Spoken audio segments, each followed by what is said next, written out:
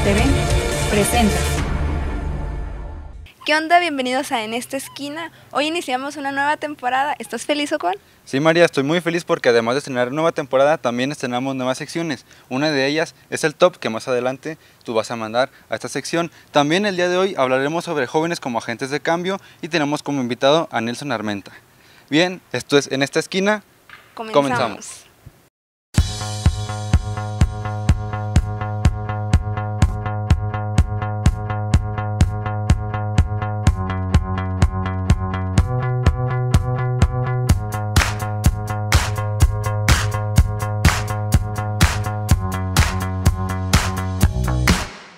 ¿Y qué sección nos vas a presentar ahora, María? Ahora vamos a ir al top de la esquina, una sección que consiste en la selección de películas, series, música, aclarando que es nuestra perspectiva. Vamos a verlo.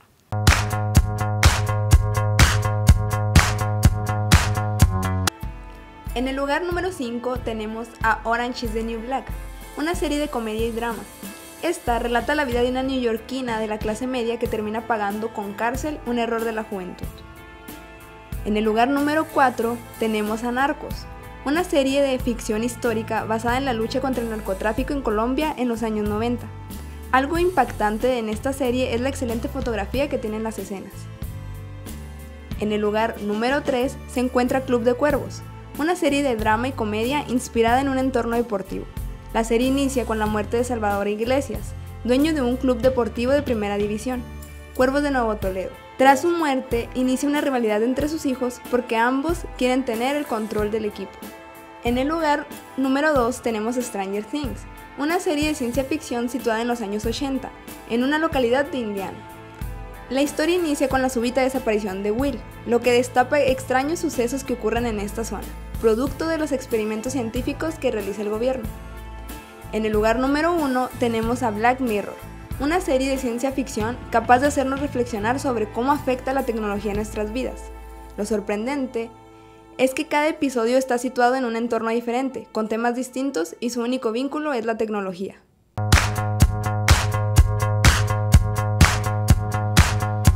Estamos de regreso aquí en esta esquina para platicar sobre el tema de hoy. El tema es jóvenes como agentes de cambio y para ello tenemos a un invitado que es licenciado en Administración de Empresas, es licenciado en la licenciatura de Psicología de la Universidad Autónoma de Ciudad Juárez, también es Life Coach certificado, entre otras cosas, y su nombre es Nelson Armenta. Hola, ¿qué tal? ¿Cómo están? Muy bien. Hola, muy bien. muchas gracias por venir.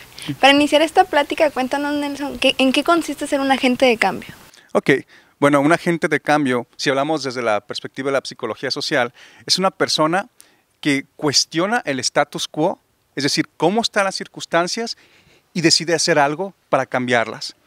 De hecho, la psicología social nos explica que la mayoría de los seres humanos, la mayoría, nacemos para seguir tradiciones. Pero solo un pequeño grupo, ¿verdad?, nace para cuestionarlas.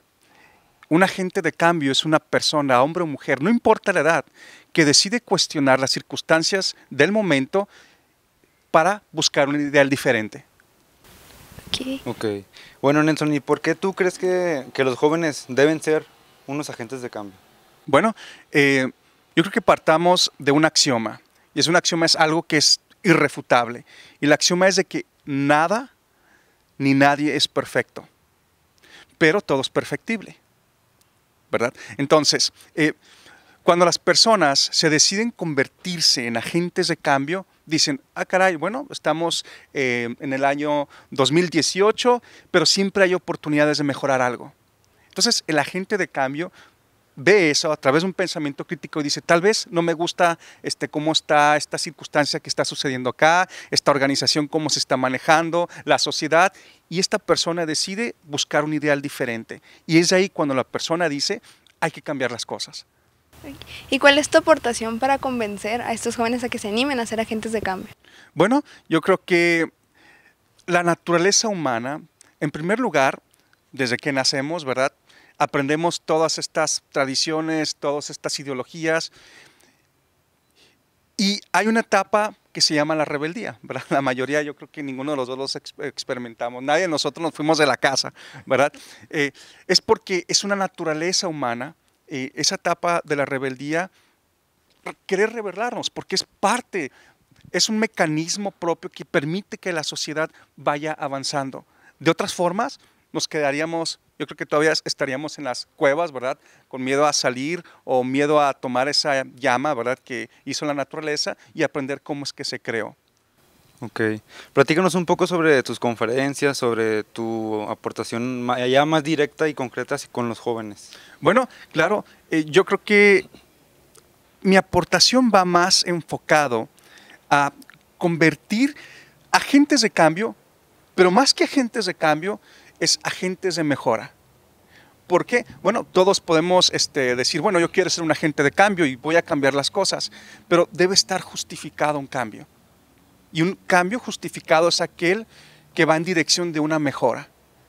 Puede ser para lo que sea, ya sea desde la escuela en la cual están primaria, secundaria, preparatoria, universidad, siempre va a haber una oportunidad de mejorar algo.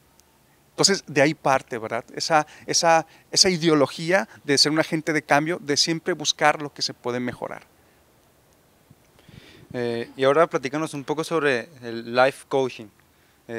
¿Por qué decidiste desenvolverte en esta, que creo que es una disciplina? ¿Por qué decidiste estar dentro y ser un life coaching? Claro, bueno, cuando estudié la carrera de administración, bueno, ahí adquirí mucho conocimiento práctico, ¿verdad? De hecho, gracias a eso me he dedicado a la consultoría de empresas. Después decidí estudiar la carrera de psicología, bueno, por una vocación de mucho tiempo atrás, pero más que nada porque mi enfoque ha sido irme por la psicología positiva, que es una corriente nueva. Y dentro de la psicología positiva, un factor, ¿verdad? Es de que las personas nos convertamos precisamente como en coaches de las personas para que las personas que quieran cambiar tengan una persona que sea como un colaborador en ese cambio. Entonces, en mi práctica que he tenido a través de la terapia, bueno, es muy diferente a la de un coach, donde el coach ayuda a que la persona descubra, ¿verdad?, sus fortalezas y descubra una motivación interior que sea un catalizador para el cambio. Entonces, decidí convertirme en life coach precisamente porque forma parte de la psicología positiva. También lo decidí convertirme y yo creo que fui adquiriéndolo como mi práctica de consultor. Imagínense llegar a una empresa, ¿verdad? Y luego el empresario me contrata para mejorar algún proceso administrativo. Pero en el transcurso me doy cuenta de que la empresa, el obstáculo número uno para que esa empresa se desarrolle es precisamente el empresario. Ahora, el empresario va a abogar de que son problemas de servicio al cliente, de sus trabajadores y todo eso, pero aquí entra el concepto de liderazgo. Entonces, cuando yo como consultor veo a un empresario o empresaria y digo, es que es realmente la transformación del empresario lo que va a generar una transformación hacia abajo toda la organización. De ahí mi necesidad, pero también mi vocación de convertirme en un life coach. ¿Y cómo relacionas esto de convertirte en un life coaching con tus conocimientos en psicología al momento de tratar con los jóvenes? Bueno, ¿cómo se relaciona la psicología clínica con la cuestión del life coach? Yo creo que tiene que ver un enfoque diferente. El life coach se enfoca más bien, es más, voy a hablar primero de psicología. Las personas que van con un psicólogo regularmente se piensan que son personas que tienen algún problema en su vida, ya sea de relaciones, algún problema existencial. Podemos hablar de que hay cuestiones ya como un trastorno clínico, ¿verdad? El life coach no se enfoca a esa cuestión clínica, sino se enfoca más bien a la transformación de la persona al siguiente nivel, por así decirlo. Entonces, no trata precisamente con aspectos clínicos, sino con aspectos de superación personal. Bueno, Nelson, ¿y qué opinión tienes sobre los millennials? ¿Cómo ves a esta generación de jóvenes? Bueno, cada generación tiene una particularidad que va en relación al momento histórico, ¿verdad? Las personas que nacieron, por ejemplo, en la Primera Guerra, en la Segunda Guerra Mundial, bueno, nacieron en un mundo, ¿verdad?, diferente en cuanto a la percepción. Luego vienen los que nacieron, los baby boomers, después de la Segunda Guerra Mundial. Entonces, cada generación sí está influenciada por el momento histórico en el que nace. Ahora, los millennials. Bueno, los millennials yo creo que nacieron en una época, vamos a decirlo, favorable, ¿verdad? No había esas guerras donde había varios países involucrados. Entonces nacen en una etapa de, por así decirlo, entre comillas, de comodidad. nacen en una etapa donde la tecnología en el 90, el 95, el boom del Internet. Entonces, los millennials tienen una característica, nacieron en esa etapa de comodidad. Entonces, son personas que tal vez en su mayoría no están experimentando hambrunas, ¿verdad? Como en México se hablaba antes de que la gente moría de hambre. Ahora la gente está muriendo, bueno, porque hay una sobrealimentación de alimentos que no propiamente son muy nutritivos. Entonces, los millennials tienen esta nueva visión de decir, bueno, yo no tengo esas necesidades básicas, pero tengo necesidades más existenciales. Una necesidad de decir, bueno, ¿para qué quiero trabajar? O sea, ¿cuál es el sentido de haber nacido? ¿Cuál es mi propósito? Yo veo esa diferencia entre los millennials. Son personas, ¿verdad?, que buscan que lo que hacen tenga un mayor sentido y un propósito, que vaya más allá de darme un sueldo. Ok, Nelson. Bueno, tenemos que tenemos que hacer una pausa en nuestra plática. Vamos a un corte y regresamos aquí en esta esquina.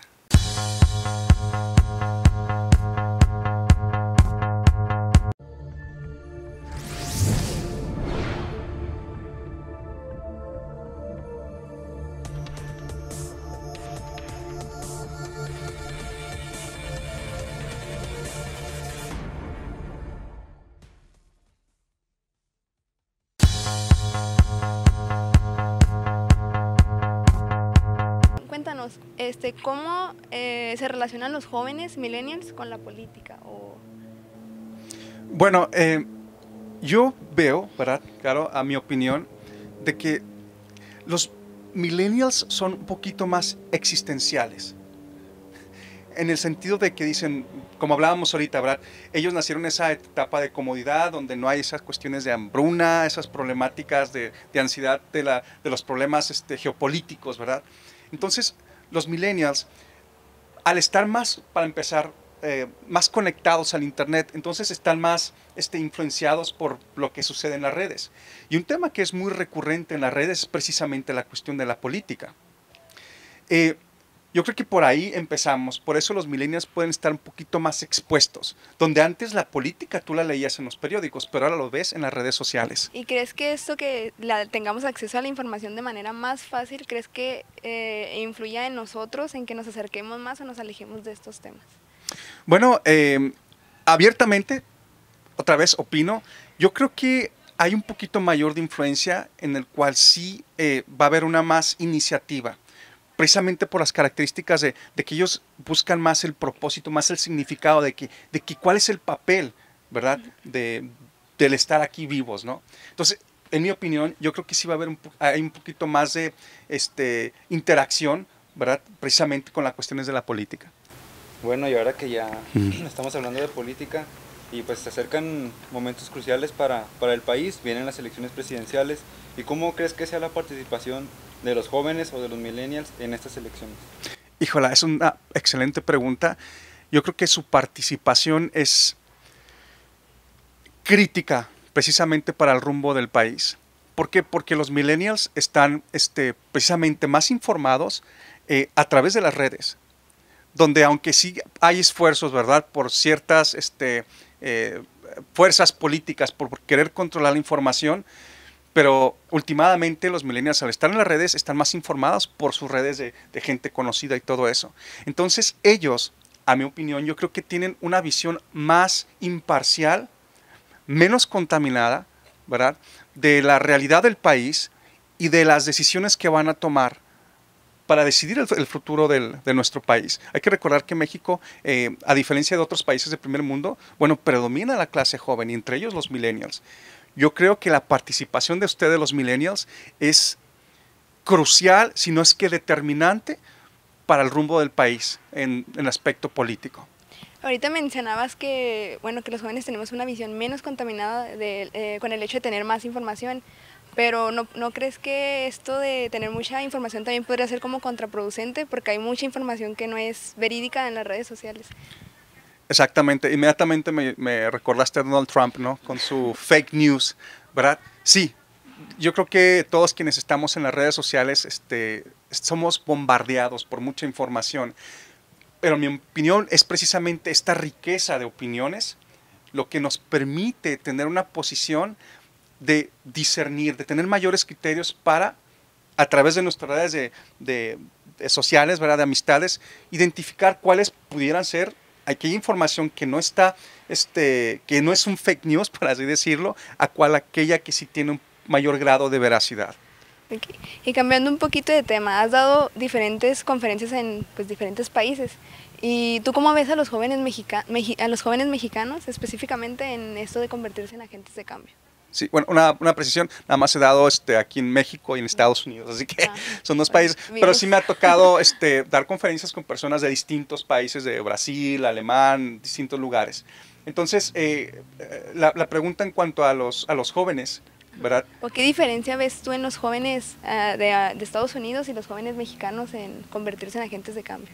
Bueno, yo creo que la responsabilidad de todo joven es precisamente, como comentaba inicialmente, es cuestionar todo, porque esa es la función de la juventud.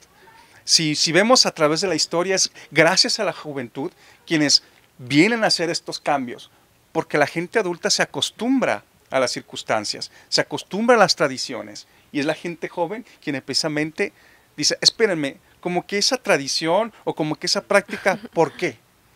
Entonces de ahí la relevancia del papel de los jóvenes, también incluyendo los millennials, ¿verdad? Bueno, y ahora te hago la misma pregunta, pero más delimitada. ¿Cómo ves a los jóvenes juarenses? Ay, bueno, yo los veo con mucha esperanza, ¿verdad? Ciudad Juárez experimentó una etapa histórica, ¿verdad? Al haber sido, puede que me equivoque, pero fueron 2 años que nos fuimos la ciudad más violenta del mundo. Entonces, dice el dicho, ¿verdad?, que no hay mal que por bien no venga. Entonces, sí, aunque esto trae problemas, ¿verdad?, pero también trae oportunidades. Yo creo que al haber estado en la peor ciudad del mundo durante 2 años, nos da la oportunidad de entender inclusive, ¿verdad?, ser más empáticos con otros países y sus realidades. Por ejemplo, el caso de Siria, ¿no? Yo creo que esto nos da una oportunidad de ser más empáticos a la condición humana, independientemente de qué lugar sea. Bueno, muchas gracias, Nelson, por acompañarnos. Te agradecemos muchísimo que hayas platicado con nosotros sobre esto que es los agentes de cambio, que tal vez si muchas personas no lo conocían. En lo personal yo no conocía el término, pero muchas gracias por tratar de platicar y explicarnos este buen tema. No, muchas gracias a ambos, excelentes preguntas y ha sido estupenda esta experiencia. Gracias. Gracias. Bueno, muchas gracias. Bien, ahora vamos con la sección de expresiones. En esta sección que también estamos estrenando, vamos a entrevistar a algunos jóvenes que están destacando en diferentes ámbitos, ya sea en social, en lo cultural, en lo deportivo. Vamos a conocerlos, vamos a ver quién es el invitado de hoy. Te presentamos Expresiones.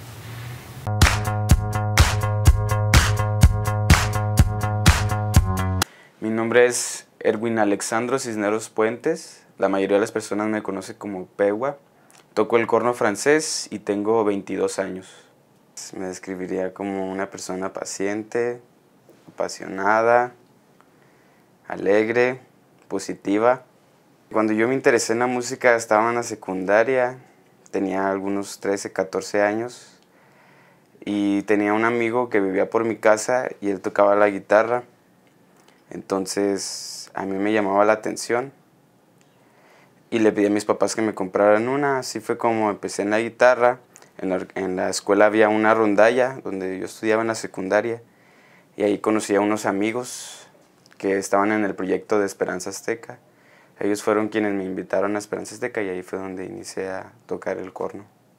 Al principio pues uno piensa que esas cosas son más como un hobby, como algo que es momentáneo en la juventud. Nunca me esperé llegar a estudiar una licenciatura en música o dedicarme a esto. Yo recuerdo en la carrera en música tenemos recitales cada semestre y yo recuerdo que en mi primer semestre me fue súper mal y ahí fue cuando yo agarré la onda y pensé en que si quería ser el mejor y si quería ser bueno tenía que dedicarme por completo a la universidad. Al principio para mí fue difícil porque yo puse en una balanza y a mi punto de vista creí que era en iguales partes el ámbito social y la universidad, pero creo que hay que hacer un sacrificio, por lo menos en lo que estás estudiando. Tenemos que hacer sacrificios y poner en prioridad lo más importante, que en este caso para mí es estudiar. Entonces, la prioridad siempre ha sido aprender, y obviamente siempre hay tiempo para todo, entonces encontrar un momento para lo demás. Pero sí, yo creo que la prioridad siempre debería estar al menos en el transcurso de la universidad, dedicar tu vida a eso para que cuando termine la universidad haya sido de más provecho para que ahora sí tengas tiempo para lo demás. Yo creo que somos muy afortunados, además de tener a una universidad aquí como la UACJ, somos muy afortunados porque realmente en este país un enfoque cultural es más, digamos, arraigado a países donde se concibió esta cultura, como la música o las artes plásticas, etcétera. Entonces, en este país yo creo que realmente lo que piensa la gente es trabajar, lo que uno aspira es a trabajar en lo que se le presente, maquiladoras o algo así. Y más en un lugar como Ciudad Juárez, que alberga muchas personas de diferentes ciudades del país, donde a lo que se aspiraba aquí era trabajar en la maquiladora. Creo que somos muy afortunados de tener un programa de música en la universidad, donde personas a los que nos interesó a este grado de querer estudiar música, tenemos la oportunidad de desarrollar una licenciatura, una carrera en este ámbito cultural como es la música. Así que creo que tenemos que aprovecharla lo más que se pueda, y también dar un ejemplo a las demás personas de que muchas veces las cosas que nos apasionan y las cosas que más nos gustan también dan ciertos frutos y podemos aprovecharlas. En este caso, en la universidad, pues al paso del tiempo yo estoy convencido de que otras personas se van a interesar y así va a ir creciendo la cultura en nuestro país y en nuestra ciudad. Yo creo que el mejor momento que yo he tenido como músico, en este caso como cornista, es las veces en las que yo estudio y practico solo, porque en este entonces me escucho a mí mismo y no es hasta este momento en el que, estando yo mismo con mi instrumento, escucho a mejor manera, porque no hay otra distracción, el color de mi sonido, cómo toco, cómo se escucha mi instrumento. Entonces yo creo que estos son los momentos que más me han marcado, sobre todo. Hay muchas cosas que me inspiran a mí, pero siempre las personas y la gente que va a vernos resulta algo muy inspirador. A mí me encanta cuando vamos a un concierto y gente o personas que no han visto mi instrumento, o personas que no conocen mi instrumento, que no conocen otros instrumentos, voltean a verlos con una cara de asombro y su cara es incomparable para cualquier cosa, y esas cosas me invitan a mí mismo a hacer lo mejor que pueda de mí. Sobre todo esas cosas que son pequeñas, esos detalles en las personas, cuando escuchan el timbre de tu sonido, que no tienen ni siquiera un conocimiento de cómo se va a escuchar, de cómo va a sonar, de qué brillo va a tener, de si va a ser opaco. Y cuando lo escuchan por primera vez y se sorprenden, esa sensación es incomparable y creo que es la mejor inspiración que uno podría tener. Muchos dicen que nuestros instrumentos son una extensión de nosotros mismos y yo creo absolutamente que es cierto. Mi instrumento es muy complejo. Mi instrumento es el corno francés y tiene una longevidad, es de los instrumentos más viejos en el mundo, porque se inició como para atraer animales. Le cortaban los cuernos a los animales y con el sonido que producían estos cuernos atraían a los demás animales.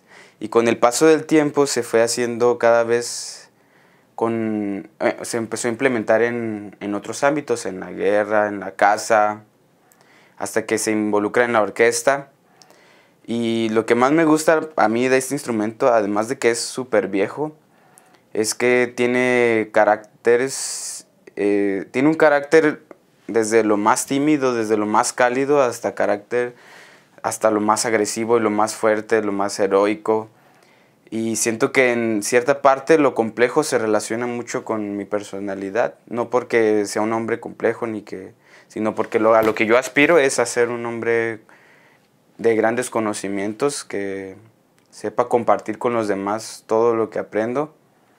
Y siento que así, igual el corno, todo lo bueno todas esas cuestiones tímbricas y todas esas cuestiones que tiene el corno, que le encantan a las personas, al igual nosotros como personas que tocamos este instrumento, tenemos la capacidad de compartir a través de nuestras experiencias, lo que conocemos, lo que queremos hacer, y a través de las piezas de los compositores, que a veces son piezas románticas, a veces son otras piezas tristes, a veces son otras piezas alegres, a veces son otras piezas heroicas.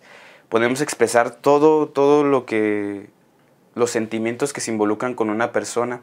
Creo que eso es lo más importante de mi instrumento, porque como puede ser muy afectuoso, como puede ser muy bonito su color, así como puede ser también rudo, como puede ser estruendoso. Así que yo creo que maneja toda esta gama de sensaciones, de sentimientos, y al menos creo que eso es lo que más se conecta conmigo, porque experimentar todas las sensaciones y todos los sentimientos siempre es pues muy grato para las personas. Experimentar todo eso, por más duro que sea, siempre nos ayuda a controlarlas, a saber en qué manera podemos usarlas, en qué otras no. Así que eso es lo que más me gusta del instrumento y cómo se relaciona conmigo.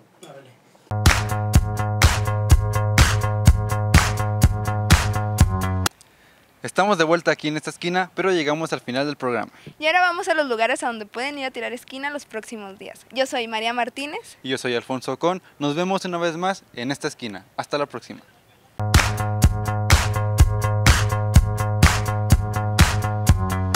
Uno de los lugares a donde puedes ir a tirar esquina, si eres amante de la fotografía, es a la exposición fotográfica La ciudad es un loft, del artista Francisco Rosales, que se encuentra en el Centro Cultural Paso del Norte. Se trata de 130 fotografías de sillones en distintos contextos urbanos. Para los amantes del fútbol, esta semana se jugará el partido entre los Bravos de Ciudad Juárez contra los Pumas de la UNAM en la jornada 6 de la Copa MX. El partido será el miércoles 28 de febrero a las 19 horas en el Estadio Olímpico Benito Juárez. Y por último, para nuestros amigos cinéfilos, esta semana inicia el ciclo de cine de Guillermo del Toro en el Cinito Cine Investigación, localizado a un costado del Centro Cultural de las Fronteras.